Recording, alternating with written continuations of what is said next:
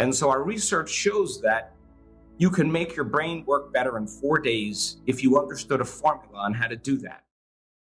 Welcome to the new video on your favorite channel, Channel Pacific. Today we're going to explain how the laws of attraction can be used practically by anybody in life. You don't have to be a highly skilled yogi, guru, or an expert at all. You will find all the details today here on our channel. Stay tuned with us till the end so that you don't miss any part. We are going to talk about the practical approach that can be used by anybody to achieve the life of their dreams. You must have heard about the law of attraction and the people who have used it to turn their dreams into reality.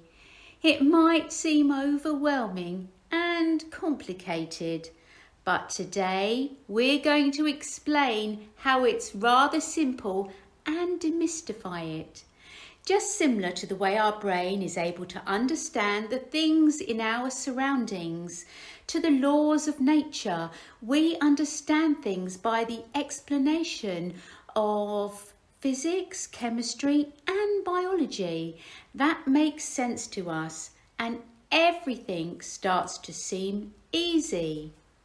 In the same way, we are going to talk about what part of our brain is exactly involved in the whole processing and how we can reprogram it. You will be able to use this information to your advantage. You will be able to release the chemicals in your brain purposefully and see the change happen practically. Starting with the philosophy of things, of how they work, to initiating the process of change and attraction, and finally leading to becoming the master of your reality. Well, look, from a practical standpoint, and I'm a pragmatist, I want to take knowledge and information, and information and learning causes us to become aware of things that we were unaware of.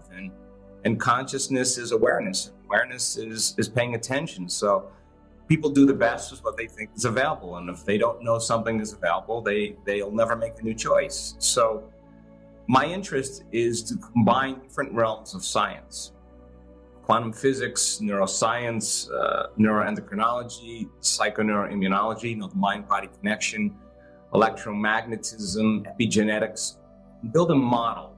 All of these sciences point the finger at possibility.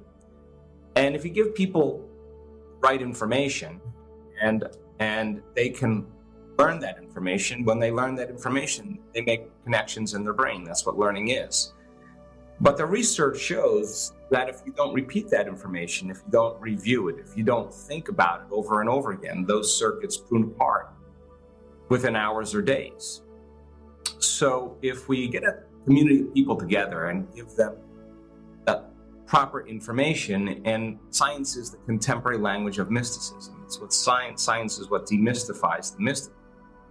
If you talk about religion, tradition, or culture, or spirituality, you'll somehow divide an audience. And so we build these models of understanding, and if the person can teach that model to the person next to them, if they can teach it back, if they can explain what they've learned, they're firing and wiring the circuits in their brain, and knowledge acts as a raw material for their brain to begin to fire new sequences and new patterns, new combinations. And whenever you make the brain work differently, you're changing your mind. So mind is the brain in action. So as the person reminds themselves of what they've learned, they begin to install the neurological hardware in their brain in preparation for the experience. And the more they understand what they're doing and why they're doing it, then the how becomes easier.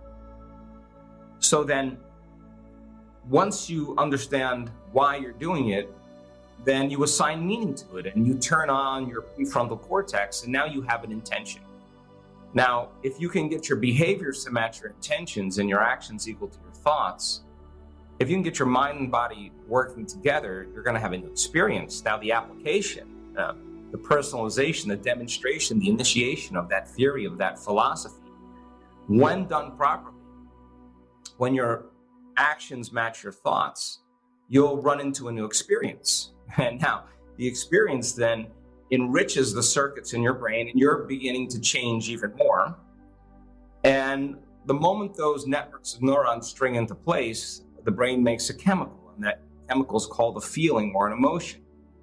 And the moment we feel success, the moment we feel abundant, the moment we feel unlimited, the moment we feel gratitude, the moment we feel love, we are teaching our body chemically to understand what our mind is intellectually understood. So knowledge is for the mind and experience is for the body. And in that moment, the person is embodying the truth of that philosophy.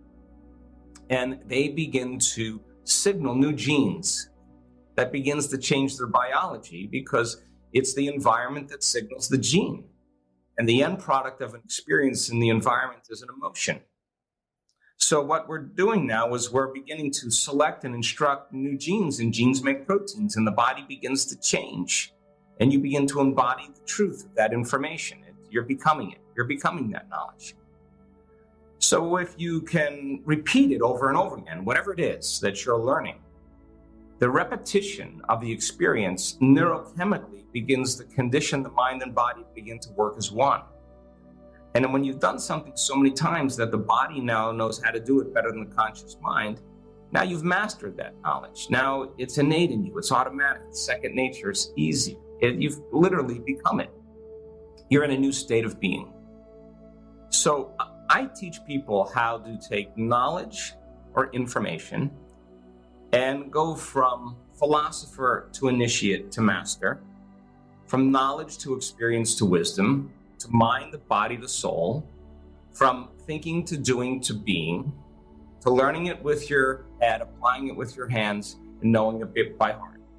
Believing, behaving, and becoming. And we have all the biological, neurological machinery to do that. And teaching people how to change from one state of mind and body to another somehow produces measurable changes, not only in their biology, but in their life. So my interest is to demystify that process so that people have within their reach all the tools to begin to make those changes. And research shows that it absolutely is possible to change, and nothing changes in our life until we change. Yeah, and I know you're dying. I have so many questions, Dr. Joe. I'm such a huge fan of your work. So you talked a lot about intention, and I'd love for you to go a little bit deeper into what intention really means when you talk about intention, because I feel like people throw that word around a lot.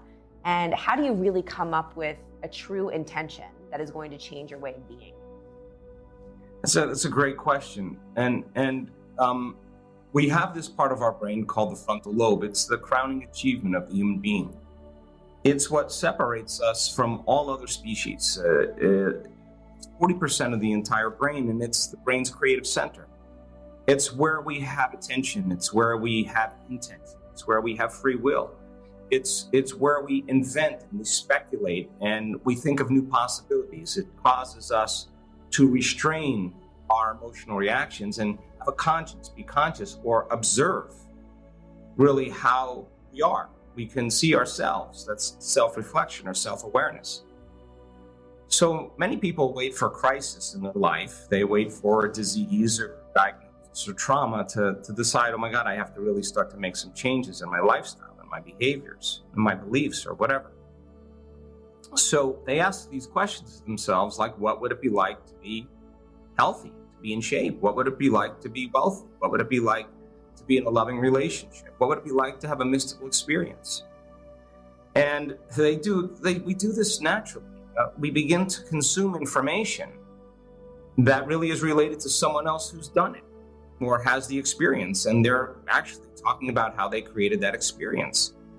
So the frontal lobe, when you ask the question, what would it be like to be healthy?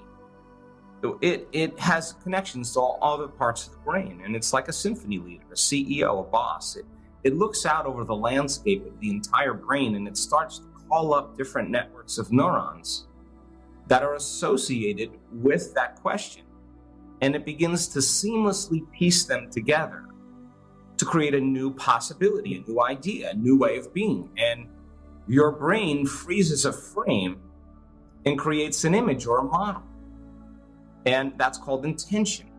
You are actually selecting a new potential in the quantum field. Now, here's where intention becomes amplified. The person who gets so involved in that image in their mind, that future reality that they're selecting, that they make the thought so real in their mind that the thought becomes the experience. Now, the end product of an experience is an emotion, but the emotion they're feeling is not coming from anywhere outside of them. It's actually coming from within them. And the stronger the emotion we feel, the more we pay attention to that image in our mind. And in a sense, we begin to remember our future. And we begin to brand those circuits neurologically in the brain to look like that future has already happened. So the fuel behind intention is an elevated emotion. And when we make up our mind that we want something or we want to change, if the amplitude of the energy that we make that decision with is greater than the hardwired programs in our brain and the emotions that keep us conditioned to the past, the body will respond to the mind. And the choice that we make in that moment becomes a moment in time we never forget. And that's the moment you would say, I know the moment I made up my mind to change. And so many people who do this, when they do it properly, they're giving their body a sampling, a taste of the future. And that's a huge explosion in the quantum field. That's a moment in time that's producing a change in energy. And that change in energy is something that is within us. And so the person says, I felt it. I know it's possible. Now, the key is to be able to do that every single day and be defined by that vision of the future instead of the memories of the past. And so our research shows that you can make your brain work better in 4 days if you understood a formula on how to do that. And what it does is causes the brain to get more creative and more intentional. And you can train a person actually to create elevated emotions and sustain those elevated states for an extended period of time. And the more they live in that emotional state of the future before it happens, the less they look for it, because why would they look for it if it feels like it's already happened? They're no longer separate from it. And so when you combine that clear intention with an elevated emotion, you begin to produce a change in your energy, a change in your field. And that's when a person begins to see those synchronicities, those opportunities, those coincidences that begin to happen in their lives. And anybody can do it. Let the information sink in. Allow your brain to process this new information so that you can utilize it to become the best version of yourself. You have the ability to reach new heights.